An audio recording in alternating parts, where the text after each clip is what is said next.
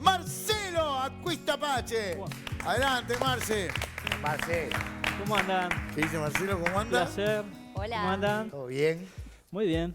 Y con este día estamos todos bastante bien. Pero hermoso, la verdad que parece primaveral. La verdad bueno, que el sí. fin de semana también estuvo fantástico, ¿no? Bueno, ¿qué nos quedan? 18 días para la primavera. Ya estamos ahí. Más o estamos menos, ahí. ¿no? No, Sí. por ahí. Sí, ¿Es sí. el 21 de septiembre Es o el no? 21. 21, 22, no sé Estamos a cuándo. 5. Sí. No hablaron los meteorólogos todavía si entra justo en ese mismo Porque día. si los meteorólogos se arrugan, no se la quieren jugar. Para ya eso, les digo, por a eso ver. tenemos acá a Naí, que después nos va a decir. Claro, ¿qué día Claro. entra? ¿Cómo andas, Marcelo? El Muy lunes bien. pasado me adelantabas algo. Nos Sí. adelantabas Sí. el caso de hoy. Vamos a recordar un caso muy paradigmático y que entiendo que no tuvo quizás la difusión que tienen otros casos similares por las características. Hubo, digamos, a mi criterio, como mucho interés en que eso se enfriara de alguna manera. Y recordemos, es el caso de Andrés Pereira, un joven de 16 años que fue a un campamento político ahí en Punta Espinillo, perdón. Su mamá lo acompañó el 14 de febrero hasta el ómnibus donde levantaban junto a otros muchachos que iban a ese campamento a pasar un par de días, y fue la última vez que lo vio. El 16, el domingo 16, que supuestamente él terminaba el campamento, la madre llamó a la gente que organizaba el campamento para ver a qué hora volvía el hijo Ujú.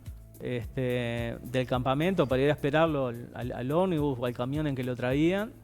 Y bueno, y ahí se enteró que supuestamente había habido unos problemas, unos inconvenientes, que el hijo había tenido una reacción violenta por un dinero que faltó. Y bueno, pero está, que se quede tranquila de que el hijo ya se iba a ir en ómnibus, aparte de la gente, y que bueno, que iba a llegar, que se quede tranquila, que iba a llegar, que estaba medio enojado, y bueno, y quedó en eso. Entonces ella se quedó esperando que su hijo llegara al 16 y no llegó. Al otro día temprano empezó a llamar, y con la hija fue a los diferentes amigos, donde él habitualmente se quedaba. A veces jugaban al play y se quedaban charlando con los amigos, y en ninguno de los amigos sabía de él. Y ahí empezó un trajinar para esa familia realmente desgarrante, que en definitiva duró 3 años. Hasta que aparecieron los restos. 3 años. 3 años, hasta que aparecieron los restos de Andrés. No me acordaba que había pasado tanto.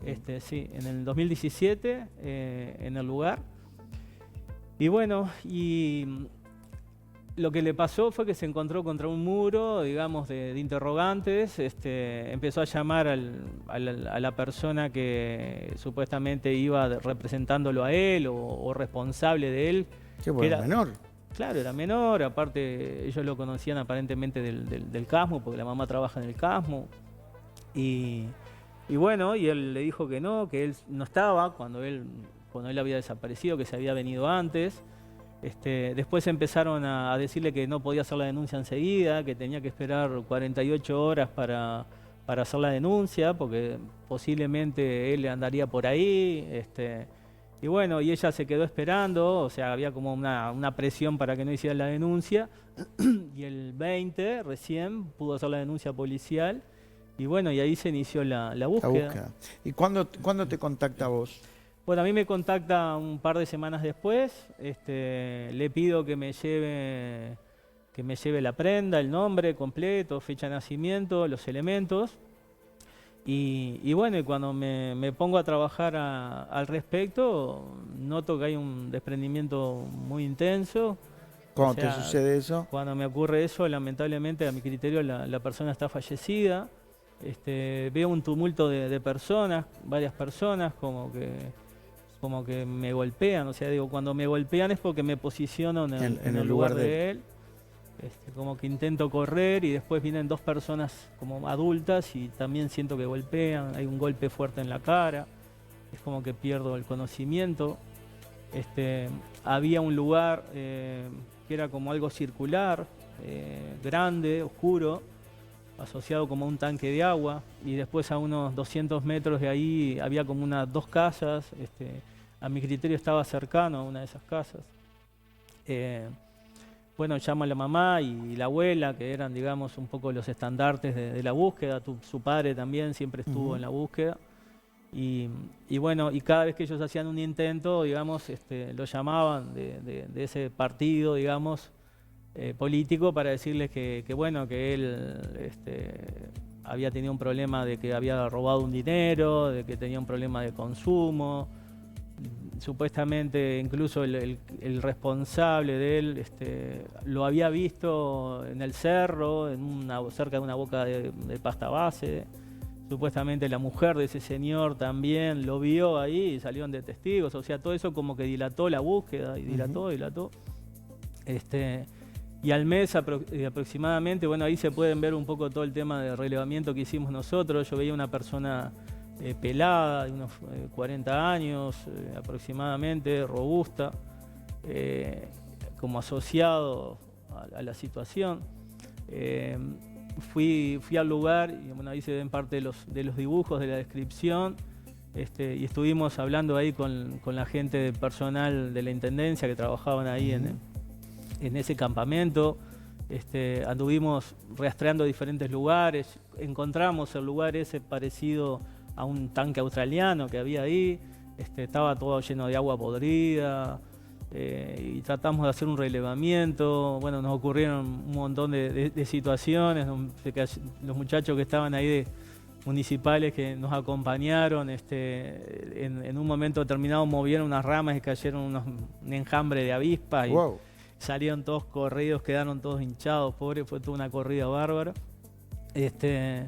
Y ahí se ve un poco la búsqueda, ¿no? Yo andaba con las prendas de él, con los elementos que me había dado la abuela y la mamá. Y esa zona que estamos viendo en la pantalla esa zona es la Punta Espinillo, que a mi criterio, el lugar donde él estaba acampando, y a mi criterio él estaba a unos... Vos decís que estaba en esa zona. Estaba fallecido a unos 200 metros de ahí, ¿no? Y tenía varios golpes, como que habían golpeado la cabeza.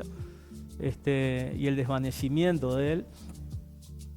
Bueno, insistí en eso, ¿no? Y incluso eso fue un mes después que él desapareció. Supuestamente la policía iba a buscar o buscó, no sé. El tema que, bueno, hicimos todo un relevamiento de la zona, nadie tenían como miedo de hablar, tenían miedo de inculpar, o sea, como que uno se pasaba la pelota al otro y nadie lo ha visto. Habían visto a la señora que habían varias personas golpeándolo a él, pero... alguien había llamado al 911, pero el 911 nunca vino, pues después llamaron de que no había pasado nada realmente. Era todo como muy confuso, muy extraño. Incluso el abogado, digamos que estaba con los padres, era Juan Fagundes. Incluso nosotros le brindamos también este material después, cuando ellos estaban en el tema de la investigación. Y bueno, y era todo como cerrado, callejones cerrados que no se llegaba a ningún lado. Y en uno de los lugares que estuvimos, a raíz de encontrar ese tanque, buscamos a unos 200 metros de allí, había una casa donde hay una señora, y bueno, y a unos, según Fagundes, yo no conozco, pero a unos 20 metros de esa casa, detrás de unos pajonales, 3 años después se encontraron los restos de este joven, ¿no? Ahora, digo, no sé cómo terminó esto de la justicia, digo, pero... Bueno, la justicia 3 años después terminó procesando a algunos de los responsables de ahí. Por ejemplo, las personas que dijeron que lo habían visto en el cerro. Bueno, eso sí, esas 2 personas que eran una pareja, esa pareja fueron procesadas por mentir, digamos, ante la justicia. Falso testimonio. Falso testimonio. Después hubo uno que por lesiones personales, que también fue procesado, que se comprobó que él lo había golpeado a ese joven, siendo menor, ¿no? Estamos hablando de un menor de 16 años. Y después otro de los dirigentes allí del grupo, que también fue procesado por también lesiones personales, no sé. Pero digamos que nunca se supo realmente lo que sucedió, porque hubo todo un hermetismo de protección, y un misterio absoluto. Y además, digamos, su madre en un momento determinado, cuando ella seguía insistiendo en la búsqueda, estaba, digamos, completamente, la tenían atomizadas en llamadas de presión, diciéndoles que su hijo era un drogadicto, de que su hijo lo habían visto en un lugar del cerro, que lo habían visto consumiendo no sé dónde, que en realidad su hijo era el que había causado problemas y que bueno, que en un determinado momento el esposo de la señora tuvo que llamar para pedirle que por favor no la llamaran más, que ellos iban a seguir buscando a su hijo. Su madre percibía también, independientemente de lo que yo le había dicho, de que su hijo estaba fallecido, porque ella enseguida presintió su muerte. Y bueno, yo entiendo que a diferencia de otros casos que se hacen mediáticos, si hay una presión social, digamos acá por alguna razón, fue un caso que si bien se difundió, quedó bastante desapercibido. Pero no se habló más. No se habló más. Terminó en ese procesamiento de esas 4 personas, si que no máximo le dieron 2 años. ¿Y si vos no hubieses tenido esa intervención, quizás el cuerpo no lo encontraban más? Y bueno, o sí, o se encontraba. A lo que yo voy, digamos que el aporte que yo hice, la información que yo pasé, supuestamente se pasó a la policía también. Y a mí también, digo, como muchos de los casos que hemos visto, a veces me da también un poco de tristeza el hecho de que uno, digamos, hace un aporte, digamos, fuimos al lugar, dedicamos tiempo, fuimos con los padres, buscamos en el lugar y no estaba errado, no estaba equivocado en lo que yo había visualizado, en definitiva, ¿no? Pero 3 años después, una persona encargada ahí encuentra esos restos y terminan, digamos, corroborando con ADN de que se trata de los restos de este joven. Y supuestamente estuvieron ahí 3 años y en esos 3 años supuestamente se hizo búsqueda y nunca se vio, nunca se sintió olor, porque lógicamente que el cuerpo estuvo... Sí. Y lo que encontraron fueron huesos. Lo que se pudo, por forense, lo único que se pudo comprobar es que digamos, su fallecimiento había sido producto de una muerte violenta, porque una de las mandíbulas estaban partidas, como que había sido roto por un golpe. Pero después, por el paso del tiempo y el deterioro, lógicamente, de un cuerpo, digamos, en el exterior, no se pudo, digamos, comprobar y de hecho no hay ningún responsable, digamos, por la muerte de ese joven que de alguna manera sus padres están esperando una respuesta. Y ningún testigo, ¿no?, que quiera hablar. Y ningún Porque testigo, debe haber ¿no? testigos, pero por supuesto, digo, pero además, digo, por los comentarios hubo un grupo de 5 o 6 personas que aparentemente estuvieron golpeándolo a él. Y sin embargo, todo quedó en esa nebulosa, que eran como que uno se cubría al otro. Y en definitiva, bueno, no hay ningún procesado por el homicidio de este joven, solo por lesiones personales y otro por mentir en frente a la justicia. Pero bueno, en definitiva, sus padres están buscando aún... ¿Todavía? Digamos, los padres están buscando justicia por su hijo, ¿no? Pese a los años que han pasado, fíjense que fue en el 2014, su hijo cumpliría unos 24 o 25 años, tendría ahora, y en ese momento era menor de edad, digamos, que fue, digamos, con un responsable. Sin embargo, ese responsable terminó incluso mintiendo frente a la justicia. ¿Sabés si sigue siendo el doctor Faúndez el abogado de la familia o no? ¿Si sigue qué, perdón? ¿El doctor Faúndez sigue siendo el abogado de la familia? Y tengo entendido que sí. Yo incluso hablé con él ayer comentándole que hoy iba a estar hablando y bueno, se puso a las órdenes y que el caso había quedado, digamos, lamentablemente en eso. No se había avanzado, digamos, las pruebas de médico forense no permitieron, digamos, obtener otro tipo de información que permitiera vincularlo a alguna como para encontrar un homicida, ¿no?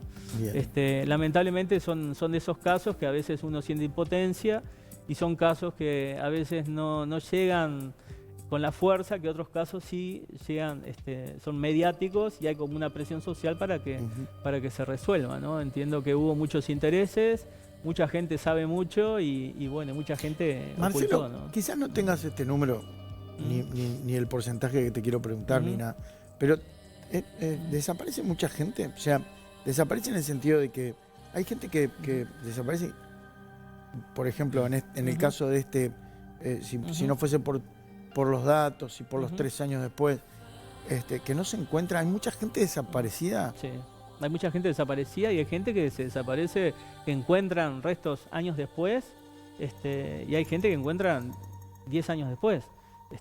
Por ejemplo, hace poco yo te comentaba en Río Negro, desapareció un señor en el mes de mayo, creo que fue, me contactó la policía de allá pasé la descripción del lugar, que a mi criterio él se había quitado la vida en el entorno. Y bueno, supuestamente se provocó una búsqueda en ese lugar y no se lo halló. Obviamente cuando hablo, ¿eh? a ver, para aclarar, digo, cuando hablo de si hay mucha gente desaparecida, Sí. me estoy refiriendo, no me estoy refiriendo a una época terrible que vivimos. No, lógica. Se Estamos entiende hablando, eso. estamos Ya, pero hablando... siempre capaz que hay que aclarar todo acá. No, Me por estoy supuesto. refiriendo a Claro. todo, hasta hoy. Sí, el Hasta diario hoy de hay gente vivir, que o está... sea, que todos los días... Gente que aparte desaparece porque se va, ¿no? Bueno, por Sí, supuesto. Hay de todo, hay gente que desaparece, hay gente que se va, hay gente que, digamos, que no quiere ser encontrada por su familia, porque ocurre, y hay gente que hace una nueva vida. Como hay personas que lamentablemente, bueno, deciden quitarse la vida y buscan un lugar recóndito en la naturaleza para que no sea encontrado.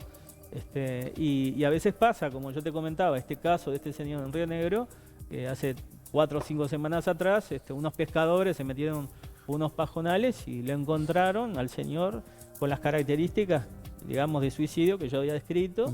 Y estaba ahí, estuvo 3 meses ahí, quizás pasaron a 50 metros del lugar y no lo hallaron, ¿no? Como pasó supuestamente con este joven, que 3 años después encontraron los restos por casualidad en el lugar donde yo había indicado 3 años antes. O sea, a veces... Hay gente que también lo puede ser de forma accidental. Hace muy poquito hablabas de un caso del señor que con el auto y todo se metió para dentro del... Bueno, o sea, eso en realidad a mi criterio fue un suicidio, ¿no? Pero vos decís que fue un suicidio. Y a mi criterio sí, por las características, ¿no? Pero digo, si no se hubiera buscado y si no hubiera venido ese amigo con una lancha y una sonda, quizás todavía estaría el auto y el cuerpo metido allí, en ese lugar, frente a un lugar de paseo donde todo el mundo estaba y a nadie se le ocurría buscarlo, ¿no? Por eso son casos paradigmáticos. ¿La justicia veces, cómo actúa en este caso? Por ejemplo, porque yo me imagino que la familia, cuando hay alguien que no encuentran a alguien, está toda la vida buscándolo. Sí, sin duda, o buscándola. Pero, ¿y la justicia cuáles son los plazos? Bueno, supuestamente una persona cuando desaparece se puede hacer una denuncia inmediata, ¿no? Sí. Eso está, digamos, el Departamento de Personas Ausentes, Sí. que supuestamente ellos coordinan la búsqueda a nivel nacional, a nivel de Interpol también, y a nivel de cruce de fronteras, ¿no? También se hace una búsqueda a nivel de hospitales y comisarías, a ver si no ha sido detenido o si no está internado o tuvo un accidente. Entonces, Ahora, una vez que se impone eso, sí, ahí entra, se busca de todos lados. bueno, ahí queda un listado, digamos, de personas ausentes que se van, digo, pero nadie los busca más. Bueno, si no sí, es la familia, o sea, su familia... pero la policía no los busca más. Bueno, los tiene pendientes están en una lista por si cruzan una frontera. Si hay un movimiento, por ejemplo, de tarjetas o de depósitos bancarios a través de las tarjetas, o si vota la persona, por ejemplo, que a veces puede pasar que desaparece en un departamento y vota en otro departamento. Bueno, ahí se le hace un seguimiento y ahí lo que hacen es, en caso de encontrar a la persona, preguntarle si la persona quiere que lo encuentren, por decirlo de alguna manera, ¿no? Por supuesto. Pero todos los Salvo casos, que esté buscada por algo, ¿no? Bueno, por supuesto. Todos los casos son diferentes. En este caso concreto, bueno, digo, el joven terminó fallecido, aparentemente de muerte violenta, y bueno, y nunca pudo, digamos, resolverse o encontrarse un culpable, quién fue que le causó la muerte a ese joven, ¿no? Bien. Y bueno, y sus padres, lógicamente, como yo te decía, siguen buscando justicia y que se sepa realmente qué fue lo que pasó. Marcelo, nos vemos el lunes que viene. Nos vemos el lunes, vamos a traer un testimonio de la mamá de un joven de 14 años, donde tenía una problemática, digamos, de poder adaptarse a clases y a liceos. Y bueno, nosotros hablamos con él, le ordenamos un poco los pensamientos y después lo que hicimos fue tratarlo con escrito en el agua. Y bueno, lo que vamos a ver es el testimonio de su mamá contando los cambios que tuvo el joven y bueno, que les cambió la vida a todos, ¿no? Para bien, por suerte. Perfecto, gracias Marcelo. No, por favor, un aplauso para Marcelo Acustapache.